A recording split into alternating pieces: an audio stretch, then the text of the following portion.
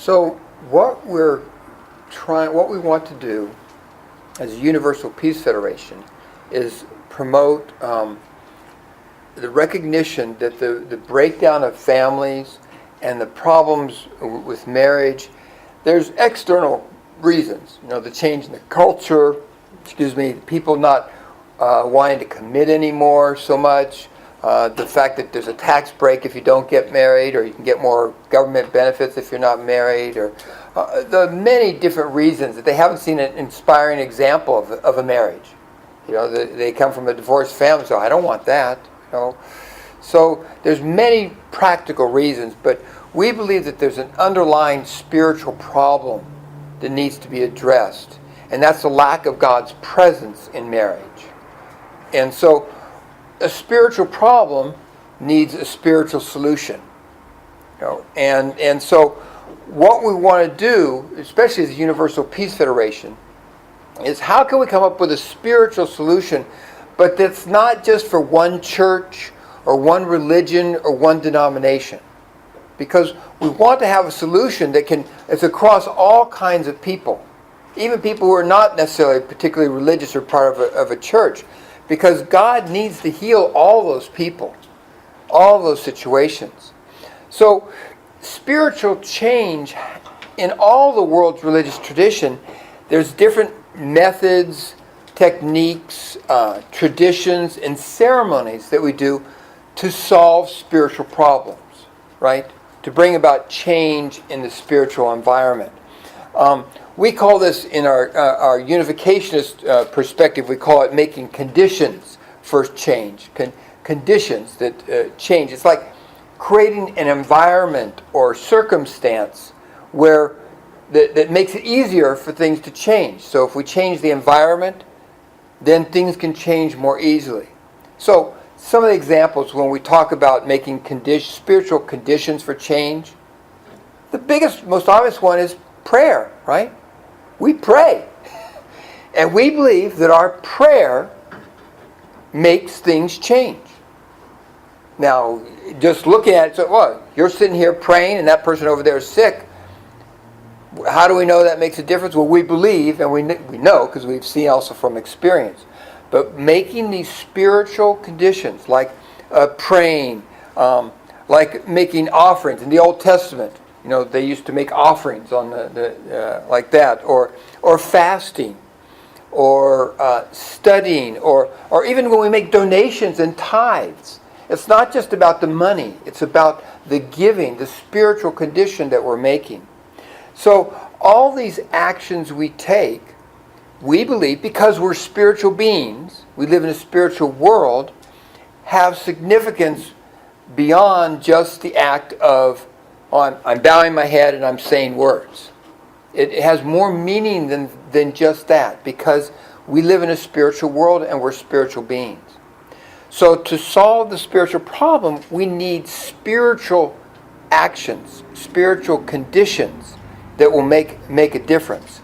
So that's what the blessing of marriage ceremony is about. Is how can we create a ceremony, spiritual condition that people can participate in that brings spiritual change. But it's not tied to you don't have to be a member of one of our church to do it. You just have to be able to engage in a relationship with God. So the blessing of marriage ceremony, Reverend Moon says this was the most important mission that Jesus called him to, was to bring the world together as one human family, particularly through the rededication of marriage and bringing marriage so that it brings God back into marriage and the family. So the marriage blessing rededication is the tool that God inspired Father and Mother Moon to use for bringing this kind of healing to the world. Because in order to have healthy families, you need to start with a healthy marriage. Healthy marriage is the foundation for a good, strong family. A good family is a foundation for a healthy world. If God is the center of the husband-wife relationship, then God can be present in the whole family, and that godly family can influence the world and bring God's will to all aspects of life, to the whole world. So this is a worldwide campaign to affirm that God is at the center of our marriage and our family. So I'm going to show just this quick Blessing America video about the process and the blessings in America and the hope that we have. BlessingAmerica.org is the website. Here's some quotes from that website. The marriage blessing is an opportunity for couples to renew or begin their marriage relationship through a new commitment to live purposefully for the world and for God. In response to the breakdown of traditional marriage in our world, the marriage blessing offers a path to build a world of stronger marriages and healthier families. By participating in this ceremony, couples become part of a worldwide community of blessed couples striving to embody God's true love and create a better world of families. So, just to outline the 6 different conditions. All of us have participated in the initial step of the spiritual condition to heal marriage. And that's when we've gone to events, and I know you've done it a number of times, all of us have, where you've gone to an event and everyone, okay, let's, offer the holy juice or holy wine, and you take a little sip and pray together, right? You've done that. You did that as a couple, right? So that's the first step. And that's actually a condition to heal the fact that people don't value marriage anymore in our society.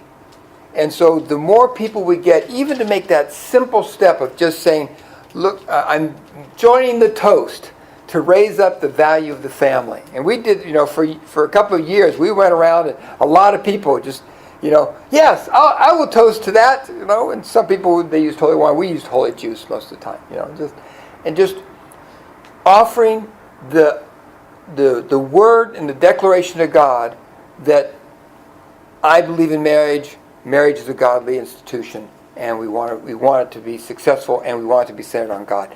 That's the first step, and we're asking, getting people to participate all around. We have people just join naturally to participate there. But we know that the problem is a deep problem, and it's not just going to be a bunch of people saying, yeah, I think marriage is a good idea, is going to solve it. So actually there's 5 other more deeper steps. The next is actually doing a rededication ceremony where we get together, like you saw in the video. People get dressed up, nice, and the rededication ceremony is about moving our marriage from, it's a marriage for ourselves, but we're proclaiming and rededicating our marriage in a very positive way. Our marriage, we've already committed to taking it to the next level and to proclaim to the world that we're committed to marriage as the ideal for building peace in the world. So that's the second, that's rededication ceremony. And right now we haven't done any in Sacramento, but they've been doing them in the Bay Area. And we should do some at your church. Have your families do a rededication ceremony. Now you can decide the level that you want, but so that's the next step. And we pray, and we bless these families, and we ask them to dedicate their marriage. Many of them probably already have dedicated their marriage to serve the larger community. I mean, it's obvious that you're a couple. I see you couples, and I know you're out there doing things for the sake of God and the world. But asking people to participate, and then we can set an example. Let's dedicate our marriage not just for us, but it's for us, for the world. So that's the rededication ceremony. And part of that, of course, is making a donation. Because one of the big challenges in finances in marriage relations. Satan attacks through money all the time, and couples fighting over money and who's spending or whatever. By making a donation, to God, you're supporting, of course, the work of UPF, but you're also offering your heart to God, saying, yes, this means something to me. It's more than just, I'm saying something. My money is saying, that I'm making a donation, concrete. And that donation can be any size. But it's the heart that's what's most important. And then there's the next is called the chastening ceremony, where it's a symbolic ceremony that to end domestic violence. Because domestic violence is, violence between husband and wife is a terrible, terrible thing.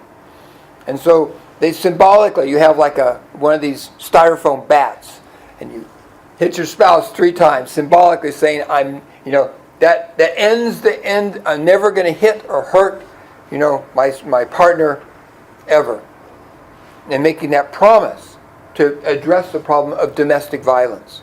And that I'm rededicating my marriage, and I'm promising to God and I'm promising to the world no violence between husband and wife. We have to use our words, right, to solve problems. And then there's a 40-day fast. Because everybody should do a 40-day fast. Actually, I'm not talking about a food fast, though. This is a 40-day fast of abstinence. Because what we want to do is we want to reclaim also sex for God. One of the challenges is that sexuality Satan's has been able to work through that so much. I mean, just recently I went to a conference on pornography, and it's just horrific how Satan is attacking our young people through pornography. Sex is meant to, it's a very powerful force, and God made it that way, but it's meant to be bringing husband and wife together. But because, we came together and all kinds of things, so a 40-day fast is a 40-day fast of abstinence. It means I won't have husband-wife sexual relationship for 40 days. Of course, if you're single, we're expecting that you're already being abstinent. We're praying that you are. But for married couples rededicating, for 40 days, we're going to behave as brother and sister, like Adam and Eve should have behaved in the Garden of Eden. And we'll love each other and care for each other without the sexual component, and just kind of shape our relationship. And this is especially helpful for younger couples where, my own self-control, how can I do things that make my spouse happy? But we're taking the sex part out of it. And then after making that 40-day fast, that 40-day condition, we're asking people then to do a 3-day ceremony of sexual relationship where you pray before you come together and have sexual relationship. What this is this is symbolic. The more people we can get to participate, and this is kind of advanced, but the more people can participate that, we believe God can claim that. How many marriages are broken because of the lack of ability to overcome their sexual desire? How many marriages are destroyed because the sexual relationship is all just selfishness? And going away from what should be the most beautiful harmony between husband and wife. It comes away as something, I feel like I was used or whatever. So even if the couple that's participating in this rededication ceremony doesn't have a problem like that, but by making that condition and doing this prayerfully, I believe God can use that to affect marriages all around the world. And the more people that are praying for true love in marriages, are praying for faithfulness and fidelity in marriage, or praying for self-control in marriages, and for fulfillment and joy, living for the sake of others in marriage, then we can really see the fulfillment of what God hopes to see in marriage, and we can see a transformation of the world. So these, if you think about it, do I have it here?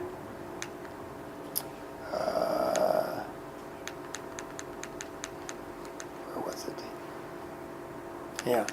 But the different points of the 5 points from the Universal Peace Federation, the first thing, God, we need to bring God back into marriages and get people to acknowledge that this is not just a contract that I made with the government and with another person.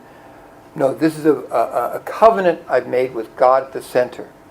The second, spirituality, bringing spirituality into the marriage relationship, husband-wife relationship, and that we really focus on the spiritual needs of each other and the love, and cultivate that true love, a higher spirituality in the husband-wife relationship. And then the third is the family. Of course, focusing on the value of the family, and that our marriage is the condition, is the preparation for creating a true family that can bless the world. And then the fourth one is service, that we live for the other, for our partner. Instead of, how can I get more? How can I bring joy to my spouse? And how can my spouse bring joy to me? And that kind of service in the family relationship. And then last, cooperation and communication. That's what we need in families, right? So this whole Blessing of Marriage project and the effort to bring about this change in the spiritual atmosphere in the world, of God's presence in the world, is we want to bring God, spirituality, the value of family, the importance of living for the sake of others, and cooperation back into marriage. And that by doing that, we can revive marriage, revive the family, and revive our society and world with not selfishness at the center, but with God at the center.